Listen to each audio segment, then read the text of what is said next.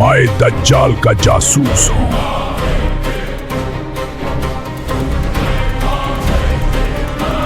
अल्लाहु अकबर। अस्सलाम वालेकुम। आज हम इस वीडियो में दज्जाल की पूरी कहानी सुनेंगे और आज हम आपको वो जगह बताएंगे जहां दज्जाल कैद है और जल्द ही वहां से आज़ाद होने वाला है। तो चलिए शुरू करते हैं।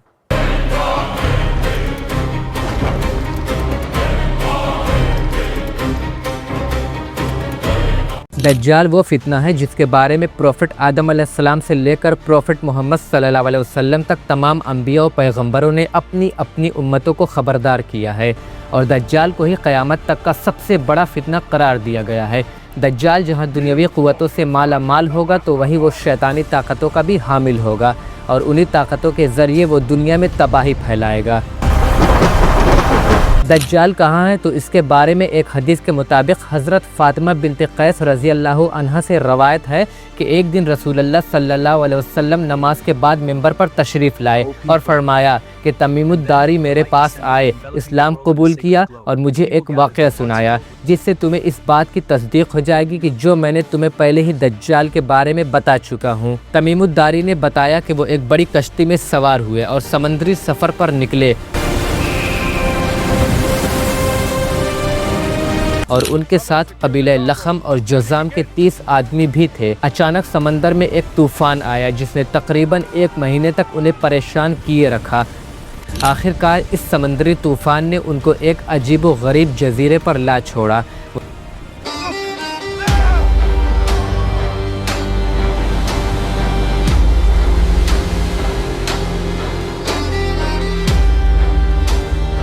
वो सब जजीरे को देखकर खुश हुए और उस पर उतर गए।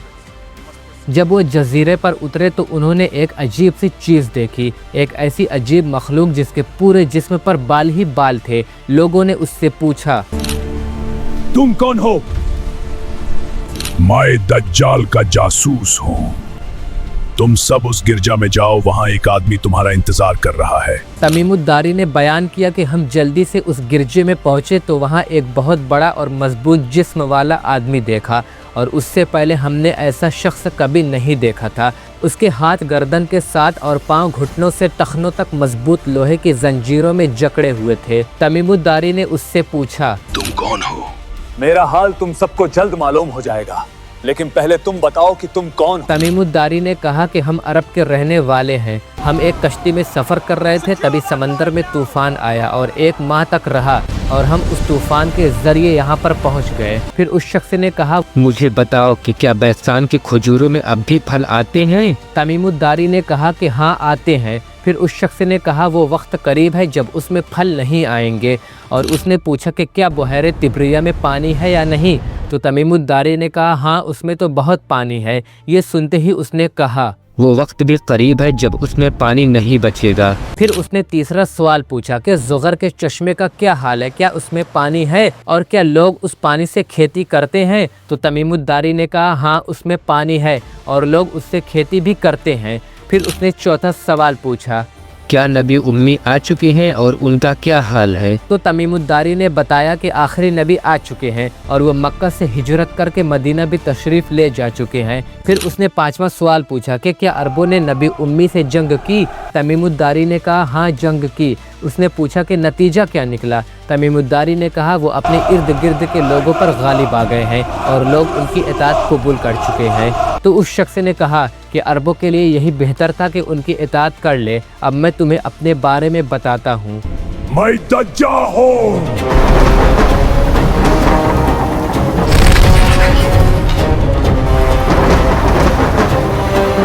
उसने बताया कि मैं दज्जाल हूँ। वो वक्त बिल्कुल करीब आ गया है जब मुझे यहाँ से निकलने की इजाज़त मिल जाएगी। मैं निकलकर पूरी ज़मीन में घूमूंगा और 40 दिन के अंदर ज़मीन का कोई भी ऐसा कोना और ऐसी बस्ती नहीं होगी जहाँ मैं दाखिल ना हूँ, सिवाय मक्का और मदीना के। इन दोनों जगहों पर मेरा दाखिला ममनू होगा। तो अब तुम सब यहाँ से जाओ और मेरे निकलने का इंतज़ार करो। जब ये तमाम निशानियाँ एक एक करके पूरी हो जाएंगी तो मैं यहाँ से आज़ाद हो जाऊँगा। इसके बाद तमीमुद्दारी अपने सफ़र से लौटे और हुजूर सल्लल्लाहु अलैहि वसल्लम को यह सारा वाक़या बताया। रसूलुल्लाह सल्लल्लाहु अलैहि वसल्लम ने अपने असा मुबारक मिंबर पर मार कर फरमाया یہ طیبہ ہے یعنی مدینہ منورہ ہے۔ میں تمہیں یہی بتایا کرتا تھا، یاد کرو دجال نہ تو شام کے سمندر میں ہے اور نہ ہی یمن کے سمندر میں ہے، بلکہ وہ مشرق میں ہے۔ اور نبی کریم صلی اللہ علیہ وسلم نے مشرق کی طرف اپنے مبارک ہاتھ سے اشارہ فرمایا۔ کچھ لوگوں کا خیال ہے کہ بحر عرب میں موجود سقطرہ ہی وہ جزیرہ ہے جہاں دجال قید ہے۔ یہ جزیرہ یمن کا حصہ ہے اور ساحل سے تقریباً 400 کلومیٹر دور واقع ہے۔ اس جزیرے پر موجود جانور، پرندے اور درخت دنیا کے باقی حصوں سے مختلف ہیں۔ آپ کو بتا دیں کہ اس جزیرے پر ڈریگن بلڈ ٹری نام کا ایک پیڑ بھی پایا جاتا ہے، جس کے تنے سے لال رنگ کا رس نکلتا ہے جیسے درخت سے خون بہہ رہا ہو۔ اور اسی جزیرے پر ایک بہت بڑی غار بھی ہے جو تقریباً 3 کلومیٹر لمبی ہے۔ اس کا نام ہے غار ہوگ، اور یہ اتنی بڑی غار پورے مشرق وسطیٰ میں کہیں نہیں ہے۔ اور احادیث بھی یہی بتاتی ہے کہ دجال کا ظہور مشرق سے ہوگا۔ اس کے علاوہ بعض لوگوں کا خیال یہ ہے کہ اٹلانٹک اوشن میں موجود برمودا تکون کے دجال کا جزیرہ ہے، کیونکہ یہ وہ علاقہ ہے جہاں کمپاس کام کرنا بند کر دیتے ہیں اور وہاں جانے والے جہاز آج تک نہیں لوٹے، اور اس علاقے میں کئی حادثات بھی ہو چکے ہیں۔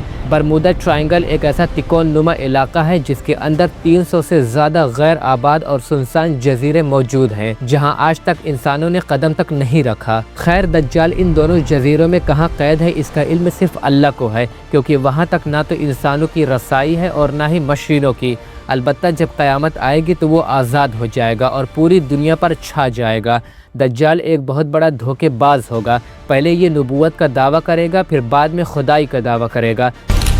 میں ہوں تم سب کا خدا، میں ہی ہوں تمہارا رب، مجھ پر ایمان لاؤ، تاکہ لوگوں کو گمراہ کر سکے۔ دیکھ میں تجھے رزق دیتا ہوں، یہ طاقت کسی کے پاس نہیں ہے۔ نبی صلی اللہ علیہ وسلم نے فرمایا ہے کہ دجال ایک آنکھ کا کانا ہوگا، اور تمہارا رب عیب دار نہیں ہے بلکہ اللہ تو تمام عیوب سے بالکل پاک اور منزہ ہے۔ دجال کی دونوں آنکھوں کے درمیان کافر لکھا ہوا ہوگا جسے صرف مومن ہی پڑھ سکیں گے۔ آگے آپ صلی اللہ علیہ وسلم نے فرمایا دجال مشرق کی طرف خراسان سے نکلے گا، اس کے ساتھ 70,000 یہودی ہوں گے جن کا تعلق اصفہان سے ہوگا۔ دجال دنیا میں آئے گا اور بہت تیزی سے سفر کرے گا۔ وہ دنیا میں محض 40 دن رہے گا۔ پہلا دن 1 سال کے برابر ہوگا، دوسرا دن 1 مہینے کے برابر ہوگا، تیسرا دن 1 ہفتے کے برابر ہوگا، اور باقی دن عام دنوں کے برابر ہوں گے۔ وہ دنیا میں آ کر لوگوں کے دین کو خراب کرے گا اور ایک غلط دین کی طرف بلائے گا۔ بہت سے لوگ اس کے ساتھ شامل ہو جائیں گے اور اسے ماننے لگیں گے۔ تو ہی ہمارا رب ہے، ہم تم پر ایمان لاتے ہیں۔ وہ خدائی کا دعویٰ کرے گا، آسمان سے بارش برسائے گا، فصلیں اگائے گا، اس کے ایک ہاتھ میں جنت ہوگی یہ دیکھو جنت، اور دوسرے ہاتھ میں جہنم، اب یہ دیکھو جہنم۔ حالانکہ یہ سب دھوکہ اور فریب ہوگا۔ جو لوگ اسے مانیں گے وہ انہیں انعام دے گا،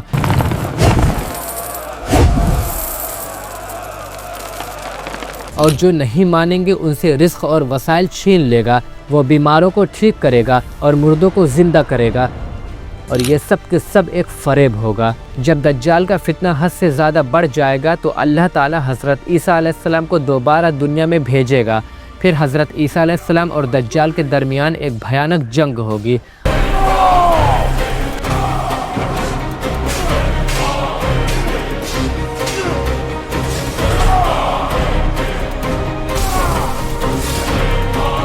اور آخر کار لوط کے مقام پر حضرت عیسیٰ علیہ السلام دجال کو مار گرائیں گے اور پوری طرح سے اس کو قتل کر کے اس فتنے سے دنیا کو پاک کر دیں گے۔ اللہ اکبر! لیکن اصل سوال یہ ہے کہ کیا اس وقت ہمارا ایمان اتنا مضبوط ہوگا کہ ہم دجال اور اس کے فریب کو پہچان پائیں گے؟ صحیح بخاری کی روایت ہے کہ حضور صلی اللہ علیہ وسلم نے فرمایا اللہ تعالیٰ کانا نہیں ہے، جبکہ مسیح دجال دائیں آنکھ سے کانا ہوگا اور اس کی آنکھ ایسی ہوگی جیسے ابھرا ہوا انگور۔ ایک روایت میں ہے کہ اس کے دونوں آنکھوں کے درمیان کافر لکھا ہوا ہوگا، جسے ہر مومن پڑھ لے گا، چاہے وہ لکھنا پڑھنا جانتا ہو یا نہیں۔ صحیح مسلم کی روایت ہے کہ صحابہ کرام رضی اللہ عنہم نے آپ صلی اللہ علیہ وسلم سے پوچھا، یا رسول اللہ زمین میں دجال کی رفتار کیسی ہوگی؟ تو آپ صلی اللہ علیہ وسلم نے فرمایا، جیسے وہ بادل جسے پیچھے سے ہوا ڈھکیل رہی ہو، یعنی وہ بہت تیزی سے پوری دنیا کا چکر لگائے گا اور کوئی بستی ایسی نہیں بچے گی جہاں وہ نہ جائے سوائے مکہ اور مدینہ کے۔ ابن ماجہ کی روایت ہے کہ دجال لوگوں کو اپنی خدائی کا یقین دلانے کے لیے کرتب کرے گا۔ وہ ایک دیہاتی سے کہے گا کہ اگر میں تمہارے ماں باپ کو زندہ کر دوں تو کیا تم مانو گے کہ میں تمہارا رب ہوں، حالانکہ وہ مر چکے ہیں؟ تو وہ کہے گا ہاں ضرور۔ تب دو شیطان اس کے ماں اور باپ کی شکل اختیار کر کے اس کے سامنے آ کھڑے ہوں گے اور کہیں گے، اے بیٹے اس کی پیروی کرو، یہی تیرا رب ہے۔ مسند احمد کی روایت ہے کہ آپ صلی اللہ علیہ وسلم نے فرمایا کہ دجال مدینہ کے قریب ایک وادی مرقنہ میں قیام کرے گا اور وہاں سب سے زیادہ نکلنے والی عورتیں ہوں گی، یہاں تک کہ ایک شخص اپنے گھر جا کر اپنی ماں، بیٹی، بہن اور پھوپھی کو رسیوں سے باندھ دے گا تاکہ وہ باہر نہ نکل سکے۔ بخاری کی روایت ہے کہ نبی کریم صلی اللہ علیہ وسلم نے فرمایا، مدینے کے 7 دروازے ہوں گے اور ہر دروازے پر 2 فرشتے پہرا دے رہے ہوں گے، جس کی وجہ سے دجال مکہ و مدینہ میں داخل نہ ہو سکے گا اور وہ مدینہ کے باہر ہی ایک شور زدہ زمین پر پڑاؤ ڈالے گا۔ اس وقت مدینہ میں 3 زلزلے آئیں گے جس سے ہر وہ شخص جو دل میں منافقت رکھتا ہوگا مدینہ سے نکل کر دجال کے پاس چلا جائے گا۔ ان تمام احادیث کا مقصد یہ ہے کہ مسلمان دجال کو پہچان سکیں اور اس کے دھوکے میں نہ آئیں۔